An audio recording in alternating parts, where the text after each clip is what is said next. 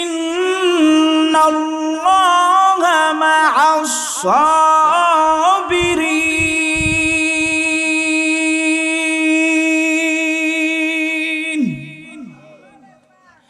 এরপরে আল্লাহ বলেন, এরে গোলাম, ধৈর্য ধারণ করো, আমি রব তোমার সঙ্গী হয়ে যাব। এই পৃথিবীর জমিনে ধৈর্যের পাহাড় হলো রহমতের নদী। আল্লাহ বলেন, ও নবী আমার, আপনার দিলটাকে বড় মায়া মায়া দিয়ে বানাইলাম। ও নবী আমার, আপনার দিলটাকে বড় মায়া মায়া দিয়া বানাইলাম। আপনার দিলে বড় মায়া। বেঈমান কাফেরের গোষ্ঠীরা আপনাকে এত পরিমাণ কষ্ট দেয়, এত পরিমাণ নির্যাতন করে, এত পরিমাণ জুলুম করে, কখনোই আপনি অভিশাপ দেন নাই। ও নবী আমার, আপনার দিলটাকে বড় মায়া মায়া দিয়ে বানায়া দিলাম। আল্লাহু আকবার। এই পৃথিবীর জমিনে ধৈর্যের পাহাড় হলো রহমতের নবী। মায়ার নবী কেমন ধৈর্যের পাহাড় জানা দরকার আছে না নাই? মায়ার নবী মক্কা নগরীর প্রেসিডেন্ট, রহমতের নবী মক্কা নগরীর প্রেসিডেন্ট। ওই প্রেসিডেন্ট থাকাকালীন মায়ার নবীর ঘরে 3টা দিন খাবার নাই। কি দুঃখ, কি দুঃখ গো, মায়ার নবীর ঘর খানা নাই। মায়ার নবীর আদরের সন্তান নয়নের মনি কলিজার টুকরা কন্যা ফাতেমার ঘর 3টা দিন খানা নাই। ফাতেমা বাবার কাছে চলে এসেছে, ও বাবা, 3টা দিন আমার ঘরে চুলায় আগুন জ্বলছে না। ও বাবা আমার, 3টা দিন না খেয়েছি। ও আব্বাজান, আপনার আদরের নাতি হাসান হুসাইন না খেয়েছি। আপনার জামাই আলী বড় দুর্বল হয়ে পড়েছে। আব্বাজান, আপনি মক্কা নগরীর প্রেসিডেন্ট। ও বাবা, আপনি তো মক্কা নগরীর লিডার এখন। ও বাবা, আপনি আমার ঘরের জন্য 3 কেজি আটার ব্যবস্থা করেন। কয় কেজি? এ বাবারা, কথাগুলো ভালো করে শোনো। হযরত ফাতেমাতুজ জোহরা রাদিয়াল্লাহু তাআলা আনহা বললেন, ও বাবা আমার, আমার ঘরের জন্য আপনি 3 কেজি আটার ব্যবস্থা করে দেন। বাজেট করেন, বাজেট। 3টা দিন যাবত না খেয়েছি বাবা, ঘরে কোনো খানা নাই। ও বাবা আমার, 3টা দিন খানা নাই, আপনি আমাদের ঘরের জন্য কিছু আটার ব্যবস্থা করেন। মায়ার নবী বললেন, ও ফাতেমা, ও আমার আদরের দুলালি নয়নের মণি ফাতেমা রে, তোমার ঘরে 3টা দিন চুলায় আগুন জ্বলছে না। আমি নবীর ঘরেও 3টা দিন চুলায় আগুন জ্বলছে না।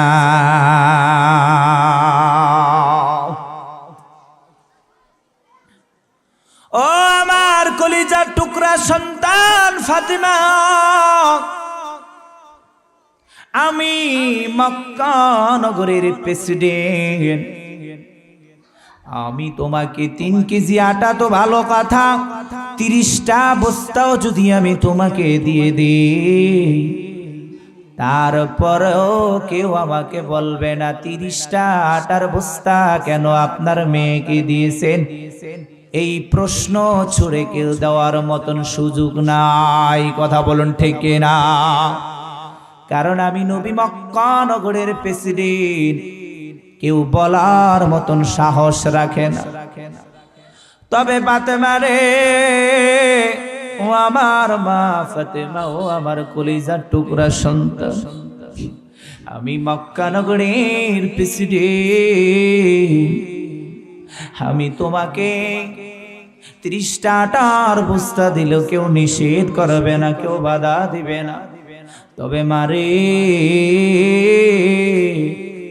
আমার আদরের সাহাবীরা বদরের প্রান্তে শহীদ হয়েছে, আমার আদরের সাহাবীদের সন্তানেরা এতিম হয়ে রয়েছে। আমি নবী যতক্ষণ পর্যন্ত এতিমদের মুখে খানা তুলে না দিতে পারবো, ততক্ষণ পর্যন্ত আমি নবীর ঘরে চুলায় আগুন জ্বলবে না।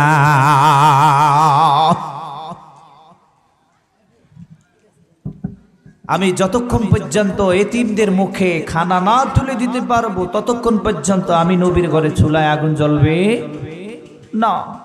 কতটা কষ্ট নবী ত্যাগ করেছে সাহাবাই কেরামদের জন্য।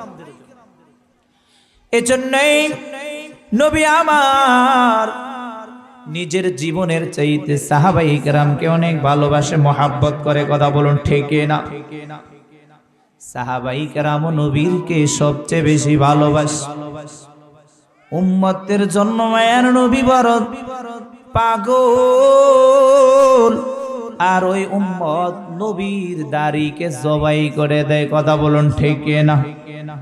নবীর সুন্নাহকে জবাই করে দেয়। একটু চিন্তা করে না রে যুবক, একটু চিন্তা কর এর যুবক, তোমার কি মনে চায় না মায়ার নবীর সঙ্গে জান্নাতে যাই?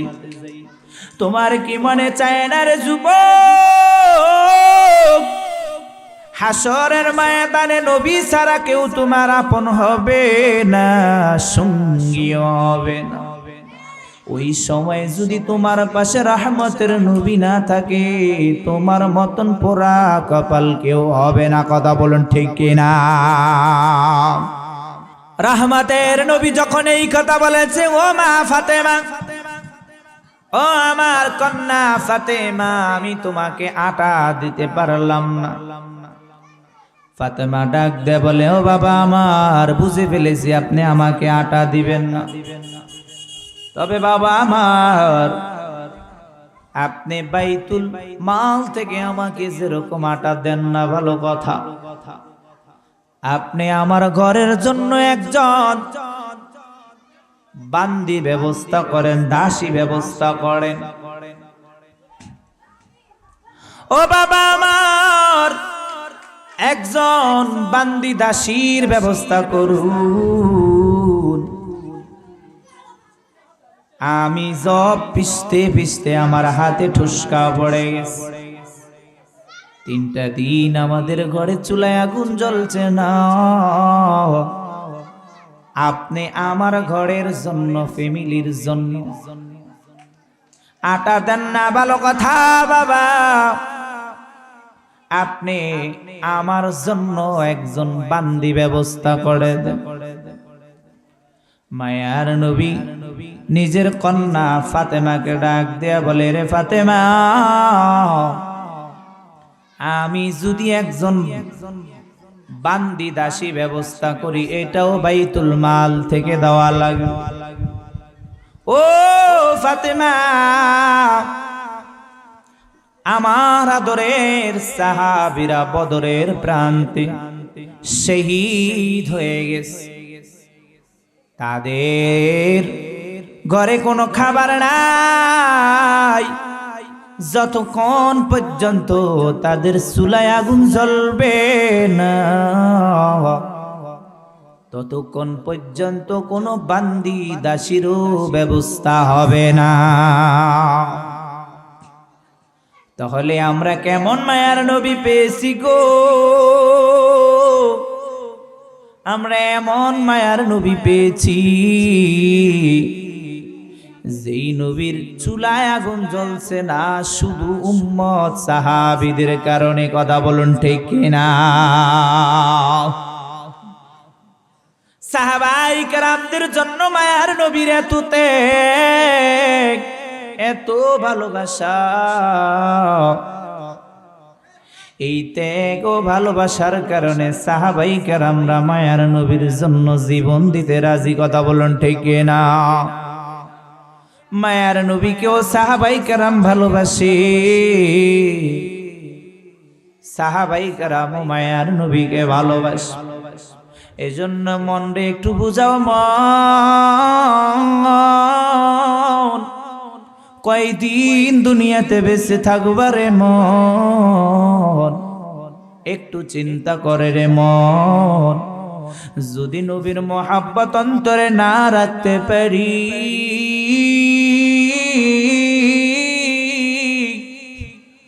যদি নবীর ভালোবাসা অন্তরে না রাখতে পারি, আমার মতন পোড়া কপাল পৃথিবীতে আর কেউ নাই। কথা বলুন ঠিক কিনা?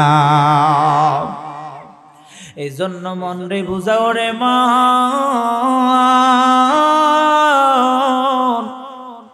দুনিয়াতে যতদিন বেঁচে থাকবো মায়ার নবীর সুন্নাহকে ফলো করব, নবীর আদর্শকে মেনে নিব, পারবো কি ইনশাআল্লাহ?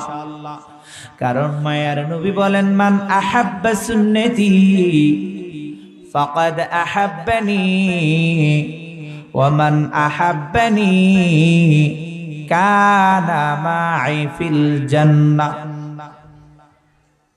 মায়ার নবী বলেন, মান আহাব্বা সুন্নতি ফাকাদ আহাব্বানি ওয়া মান আহাব্বানি কানা মাই ফিল জান্নাহ। নবী বলেন, কেউ যদি আমি রাসূলের মোহাব্বত অন্তরে রাখে, আমি রাসূলের সুন্নাহকে ফলো করে, আমি রাসূলের আদর্শ মেনে নেয়, আমি নবী ঘোষণা করলাম কানা মাই ফিল জান্নাহ, আমার ওই উম্মত আমি নবীর সঙ্গে হাসতে হাসতে জান্নাতে চলে যাবে। তাহলে নবীর ভালোবাসা, নবীর মোহাব্বত আমাদের দরকার আছে না নাই? নবীর সুন্নাহ পালন করা দরকার আছে না নাই? আল্লাহর ভয় অন্তরে থাকা দরকার আছে না নাই? কথা বলুন, আল্লাহর ভয় অন্তরে থাকা দরকার আছে না নাই? আজকে আমাদের অন্তরে রবের ভয় না থাকার কারণে মানুষগুলো দিন দিন গোমরা হয়ে যাচ্ছে। কথা বলুন ঠিক না? আল্লাহ বলে, রে গোলাম, আমি আল্লাহকে ভয় করো, ভয়ের মতন ভয় করবা। যদি অন্তরে আমি রবের ভয় রাখতে পারো, তুমি বড় দামি হয়ে যাবে। রবের ভয় কি? বলে রবের ভয় হলো চোরও আল্লাহকে ভয় করে, ইমাম সাহেব আল্লাহকে ভয় করে। বলেন, দুই ভয়ের মধ্যে তফাৎ আছে না নাই? একটু কথা বলেন, ওয়াজ শেষ করে দিবেন ইনশাআল্লাহ। এই দুই ভয়ের মধ্যে তফাৎ আছে না নাই? চোরে ভয় করে না জানি আমি চুরি করতে গেছি, আমাকে গণপিটানি দিয়া না জানি মেরে ফেল। আবার ইমাম সাহেব ভয় করে হালাল হারাম তফাৎ করে খেতে হবে, না হলে আমার আল্লাহ আমাকে হাসরের ময়দানে ধরবে। ভয়ের মধ্যে তফাৎ আছে না না? আল্লাহকে ভয় করার অর্থ হলো আল্লাহর অবাধ্য হওয়া যাবে না, এটা হলো সঠিক ভয়। কারণ চুরি করতে গেলে সেখানে মনে পড়ে যাবে আল্লাহ ধরবে, জিনা করতে গেলে সেখানে বাধা আছে না নাই? এক কথায় আল্লাহর অবাধ্য হওয়া যাবে না। কথা বলুন ঠিক না? যাদের হৃদয় আছে আল্লাহর ভয়, তারা কবু পথ ভুলে যায় না। যাদের হৃদয় আছে আল্লাহর ভয়, তারা কবু পথ ভুলে যায় না। যাদের হৃদয় আছে আল্লাহর ভয়, তারা কবু পথ ভুলে যায় না। আল্লাহর প্রেম ছাড়া এই দুনিয়া, তারা কবু কোনো কিছু চায় না। যাদের হৃদয় আছে আল্লাহর ভয়, তারা কবু পথ ভুলে যায় না। আল্লাহর প্রেম ছাড়া এই দুনিয়ায় কারো কাছে কোনো কিছু চায় না। রাতের আধারে যারা সিজদাতে রয়, দু চোখের অশ্রুতে নদী যেন ভয়।